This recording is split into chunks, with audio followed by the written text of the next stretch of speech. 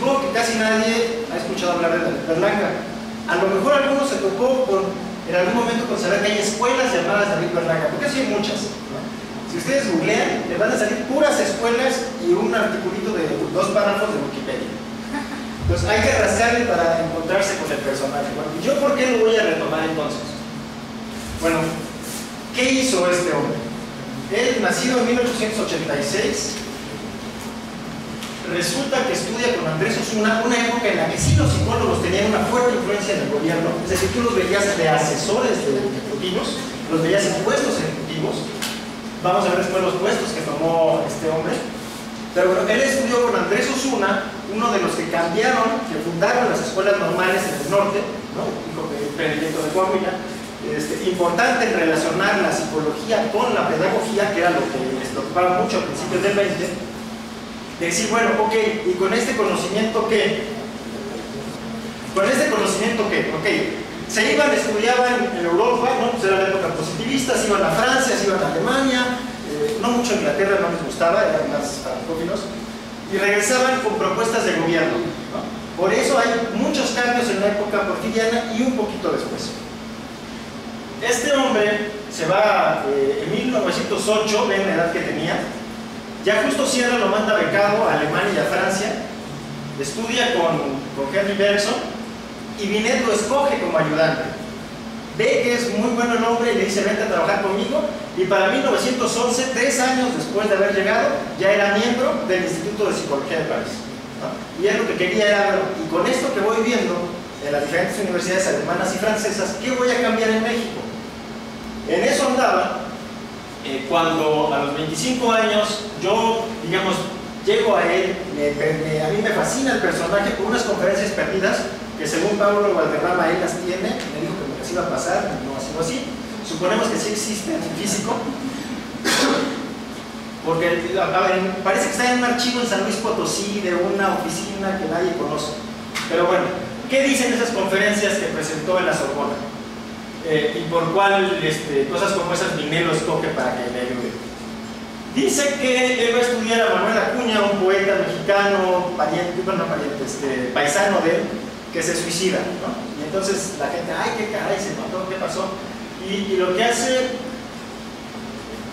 Berlanga es decir, hombre, pues si ustedes hubieran leído su poesía, verían que ya nos venía diciendo que se iba a matar. Y entonces lo que hace es como hacer una propuesta de estudio sistemático para el análisis de textos poéticos como productos sociales. Es decir, no solamente la bronca al estilo freudiana, ay, el que ya con su mamá y cosas así, sino analizar el contexto en el que vivía Acuña, analizar la cuestión de presiones sociales, la cuestión económica, la cuestión de interrelación con otros, eso a partir de la poesía. Pues a mí me gusta mucho esa propuesta porque en otra cosa que ustedes jamás han escuchado seguramente, yo ando en cosas de psicología de la ciencia, que tiene que ver con, así como hay filosofía de la ciencia, historia de la ciencia, etc., hay quienes decimos que existe una psicología de la ciencia. No meteremos más en eso. Pero si resulta que conseguimos esos textos y vemos que Berlanga, que los textos de Berlanga pueden prestarse o en alguna parte mencionan la posibilidad, tendríamos que es quizá el primer psicólogo de la ciencia del mundo, como tal. Los gringos se paran el cuello con los estudios de los 60-70, los franceses con ondas tipo Bachelard o cosas así, pero no hacen el abordaje social que sí haría, o al menos eso supongo, Berlanga. Entonces por eso lo escojo. Entonces, allá anda el hombre cuando está la revolución, gana Madero, entonces lo invitan a regresar, viene, entonces aquí tenemos, vemos que en menos de un año, en lo que llega, se une a los carrancistas, porque está el relajo, y en menos de un año ya es teniente coronel.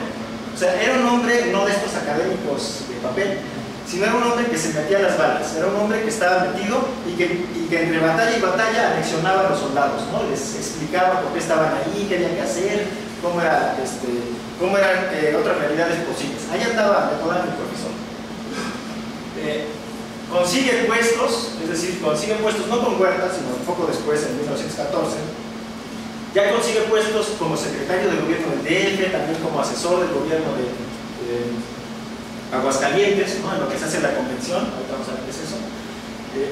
Y rápidamente él empieza a meter implementación de jubilaciones para maestros, apoyos sociales, mete estudios de género, ¿no? Estamos hablando de 1914, ¿no? En las que él dice hay que cambiar las cosas con las mujeres, porque él se había impactado mucho con otra feminista de aquellas épocas, una Belén Zárate, creo que se apellidaba, también desaparecida, no la encontraron.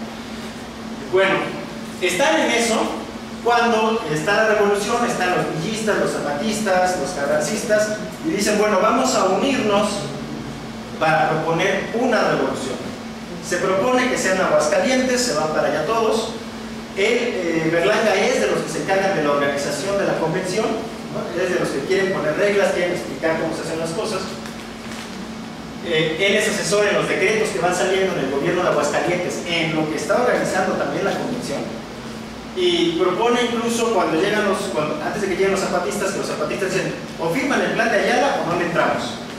Entonces, lo que hace Berlanga es decir, ok, aquí está el plan de Ayala, aquí está otro programa de gobierno más completo e integral que nos sirve mucho mejor que el plan de Ayala.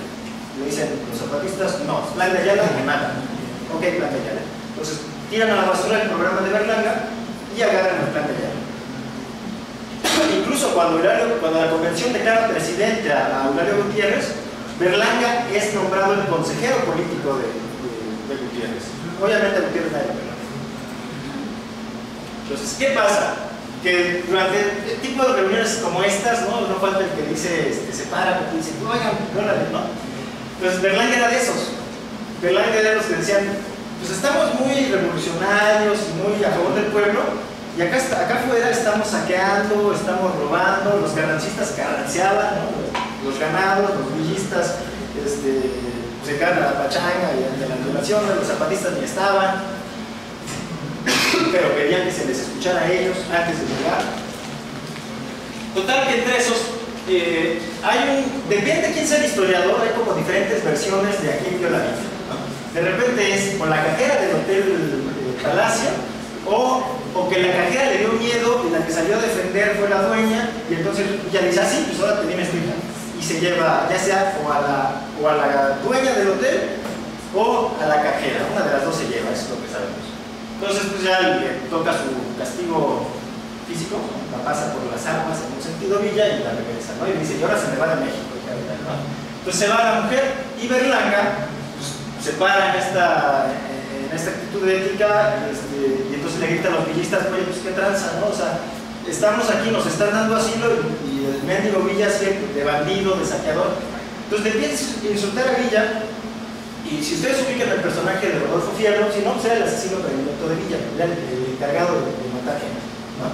Hay anécdotas muy padres de Fierro, de si en una ocasión formó a 300 prisioneros y los puso a correr como vacas mientras él los mataba, y el ayudante tenía que ir cargando pistolas a riesgo de que si le fallaba también iban a meter a correr. Entonces, quién sabe si fue o no fue. El chiste es que el personaje le apodaban el carnicero, o sea, Berlanga el profesor, Fierro era el carnicero. Y entonces Fierro lo va a matar, pero otro de los generales villistas le dice, no, pues aguanta, a media asamblea no se puede, ¿no? Se nos van a echar encima a nosotros. Entonces le perdonan la vida por un ratito a Berlanga. Entonces siguen los relajos, ¿no? Hay una cena, digamos que de aquí nos vamos a la fiesta de no sé qué Carlos, y de repente a Víctor se le ocurre firmar con pagaré, ¿no? Dice, pues, pagará el gobierno federal, ¿no? Pues, como debe ser, pagará la FNAC, que pague el hombre. Entonces, eran oficiales villistas que ya se imaginarán las cantidades de dinero que quedaban adeudando, ¿no? Entre alcohol, mujeres, comidas y demás, siendo que la comida francesa era como lo que tenía éxito en esos tiempos, pues ya se imaginarán las cosas. Entonces se para Berlanga y le dicen, pues qué tranza, qué les pasa, esto no se hace, el más trae para acá, yo lo pago, ¿no? ¿Cuánto más falta, no? Entonces, pues estos hombres ahí van corriendo con mi mi jefe, que lo regañó Berlanga, no sé. La anécdota la pueden encontrar en el texto de Martín Luis Guzmán, ¿no? De la serpiente. Créanle hasta donde quieran, sigan buscándole. El chiste es que Villa manda a Fierro a matarlo, como debe ser. Y lo más interesante es la anécdota en sí del asesinato, ¿no? Es utilizado en algunas ocasiones como los extremos de la revolución, ¿no? Los dos personajes que se ven cara a cara, que llega Fierro y dice, pues vengo por usted, y el otro dice, está bien, nada más deja pago, yo sí pago mi cuenta, y luego ya nos vamos, ¿no? Pues paga la cuenta, pide su puro, Y lo que Martín Guzmán va a recuperar como impresionante es la personalidad de ambos. Fierro le dice: lo vamos a matar, lo vamos a... Entonces Pedro dice: espérame tantito, déjame acá mi puro, ¿no? Y lo que Fierro va a recordar de esa ocasión es: yo no vuelvo a matar a nadie como este. Digo, es interesante porque Fierro mataba hasta los suyos. O sea, un general villista, bueno, varios generales villistas llegaron a morir porque jugaban algo parecido a la ruleta rusa. Tenía otro nombre, ruleta no sé qué, porque el chiste no era que le daban vueltas, sino que agarraban la pistola, la martillaban y la aventaban, ¿no? A quién le tocaba el tiro. Entonces, en una de esas, pues, varios generales villistas murieron. De ese calibre era Fierro, de decir: pues ahí va, ¿no? O sea, era un hombre de riñones, ¿no? Pero a su modo Berlanga también. Entonces Fierro queda impactado por el valor de Berlanga. Berlanga dice: es que yo me pasé todo el día siguiente, después de fusilarlo, tratando de hacer lo que él hizo y no pude. Lo que hizo Berlanga fue estar fumando su puro sin que se le cayera la ceniza, ¿no?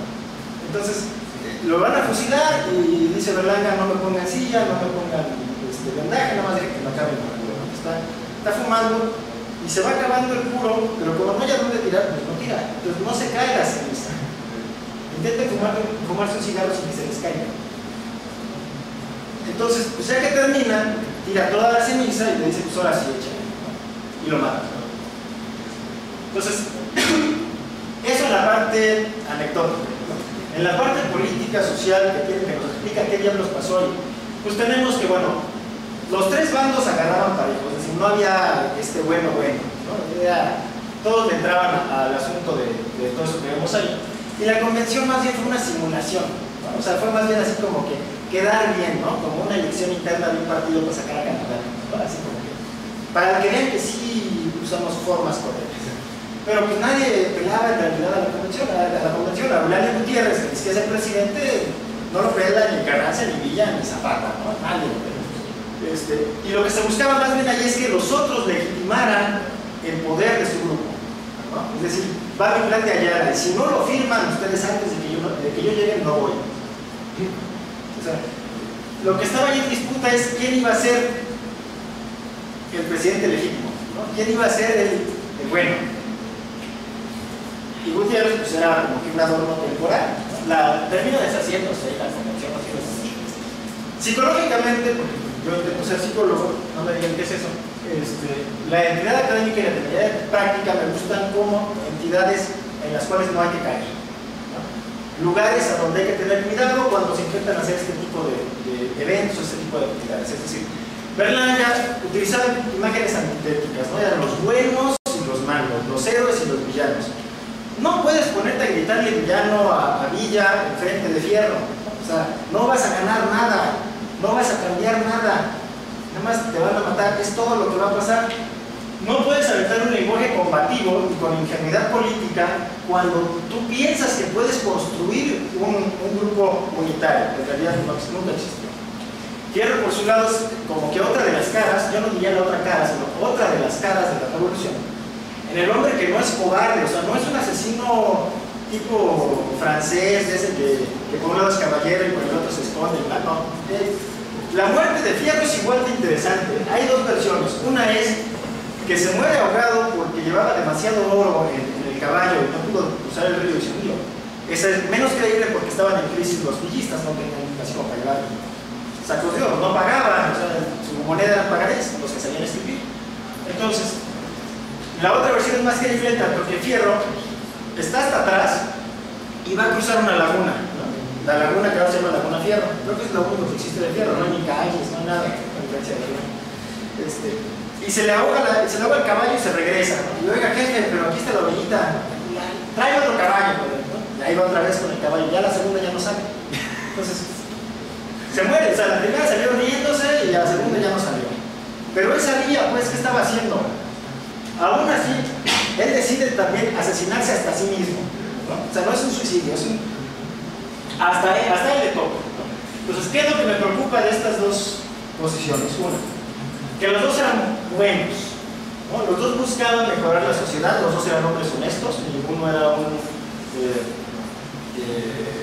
arrimado, ninguno era un salteador, en el sentido, pues, de irlo pensando así, sino tanto Fierro como Berlanga iban pensando que ellos de veras iban a cambiar el mundo, por lo menos a México. Los dos estaban muy comprometidos hasta la muerte, ¿no? A su modo, cada día. Pero los problemas fueron principalmente que ambos fueron críticos intolerantes de lo que entendían como traición a la revolución, es decir, o lo hacen como yo digo, o se van, ¿no? Y los dos eran maniqueístas, es decir, solo hay de dos sopas, la mía que es la buena y las demás que son las malas. Y todas las podemos englobar en una sola, ¿no? Le pongamos el nombre que queramos, ¿no? El poder, la clase dominante, el capitalismo, lo que quieran poner ahí, pero todo es lo malo y lo de acá es lo bueno, ¿no? Están esas dos posturas. Pues eso, pues no, en la realidad no nos ayuda pues a convivir con otros. Me gusta, por ejemplo, aquí como movimiento social, cómo podemos analizarlo, el análisis que hace Pitacho de los zapatistas, no traen en eso, pero sí recuperaré la frase esta de la política de la identidad, es decir, los que estamos aquí somos, ¿no? Ese detalle, la política de identidad es un callejón sin salida. Yo soy, ¿no? Yo soy lo que quieran, anarquista, socialista, comunista, revolucionario. Con una vez que dices yo soy, te encierras. Es decir, adoptas la retórica y a través de ella su lógica y no al revés. Te quedas en lo que se dice. Resulta sumamente difícil representarse públicamente de un modo distinto. Una vez que yo me presenté como tal, ¿qué hago si resulta que me di cuenta que no está así?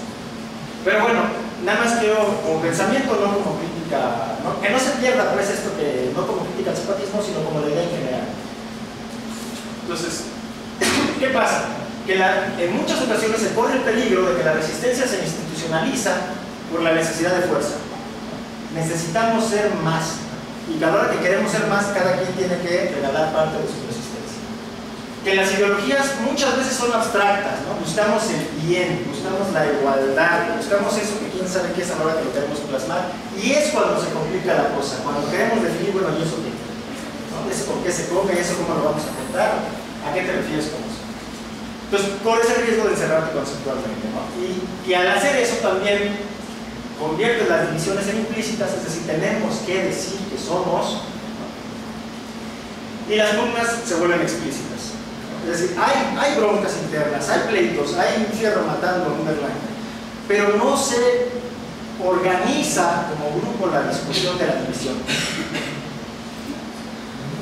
Si acaso como mera simulación, como fue la convención de los Caribeños. Por eso me interesó la convención. Entonces, esos son 6 peligros del movimiento, ¿no? Del movimiento disidente en los que uno puede caer. Son el liberalismo y el carácter crítico, ¿no? Es decir, nos gusta más, no es casual que haya más chavos en este tipo de movimientos, ¿no? Si gusta más aquel que critica de manera sarcástica o paródica, aquel que se burla, ¿no?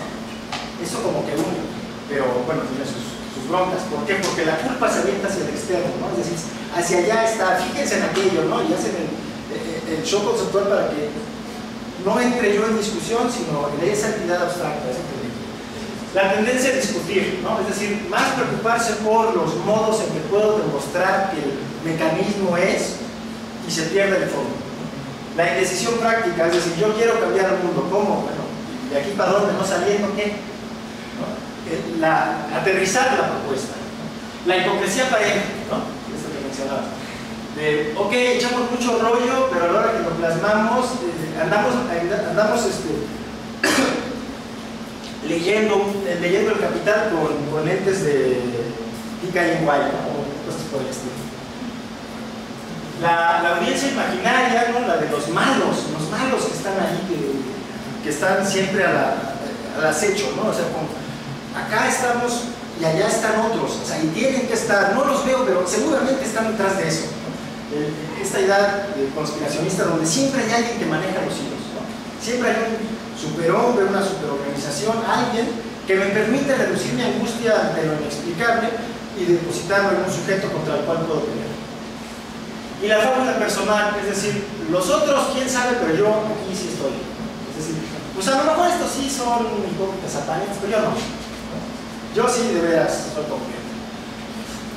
Me gustó, por ejemplo, traer el datito que no sirve para nada, quizá, en este momento, pero podría servir en otro, de que la frase, lo mejor está por venir, best is yet to come, da 685 millones de resultados, es decir, Por cada 10 personas en el mundo hay un resultado de lo mejor está por venir.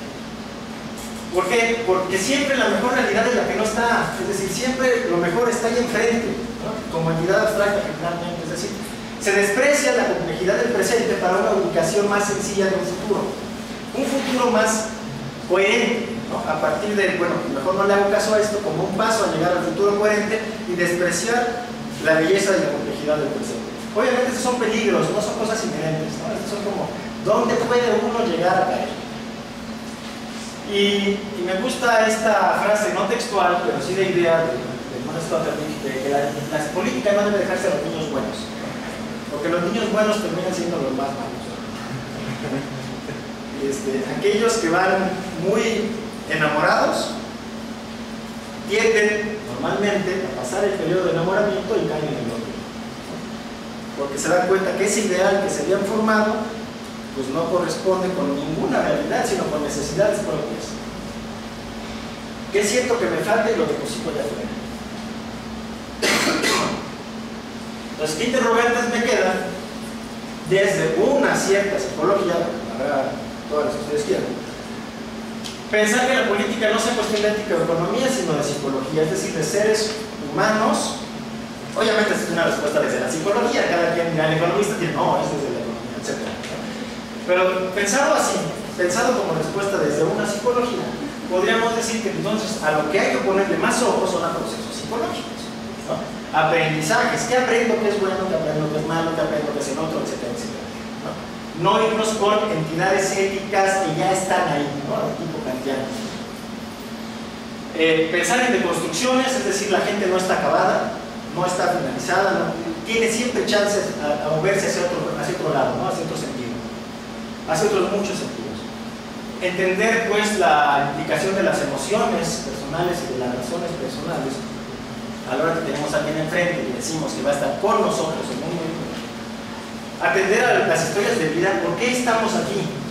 O sea, no es casualidad que los que estemos. Algo respondemos cada quien.